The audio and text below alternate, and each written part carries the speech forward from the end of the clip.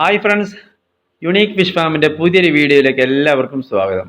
ഇന്ന് നമ്മൾ കാണിക്കുന്നത് നമ്മുടെ വളർത്തു മത്സ്യങ്ങളിലെ മുതലക്കുഞ്ഞിന് ഫീഡ് കൊടുക്കുന്നതാണ്.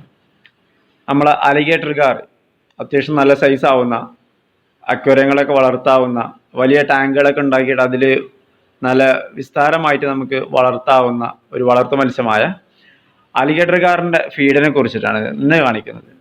അതിൽ നമ്മുടെ ടാങ്കിൽ തന്നെ വൈറ്റ് ഷാർക്ക് ഉണ്ട്, പിന്നെ അതുപോലെ തന്നെ ജയന്റ് ഗൗര വൈറ്റ് ഉണ്ട്, ജയന്റ് ഗൗര ബ്ലാക്ക് ഉണ്ട്, പിന്നെ അലിഗേറ്റർ കാറിന് 2-3 വേറെ ഉണ്ട്. അപ്പോൾ ഇതിനെ വളരെ സിമ്പിളായിട്ട് ആരും കാണരുത്. ഇപ്പം ഞാൻ ഈ കാണിക്കുന്ന വീഡിയോയിലുള്ള ഫിഷ് അഗ്രസീവ് അല്ല, അതുകൊണ്ട് ഫീഡ് എടുക്കുന്നതിന് വലിയൊരു ബുദ്ധിമുട്ടില്ല.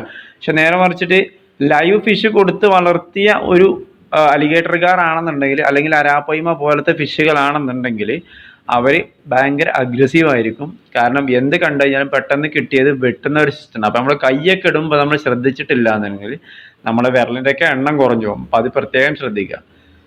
പിന്നെ അതുപോലെ തന്നെ നമ്മുടെ ശുദ്ധജല മത്സ്യങ്ങളിൽ അത്യാവശ്യം നന്നായി വളരുന്ന, അതുപോലെ തന്നെ നമുക്ക് ഭക്ഷിക്കാനൊക്കെ യോഗ്യമായിട്ടുള്ള ഒരു ഫിഷിൽപ്പെട്ടതാണ്.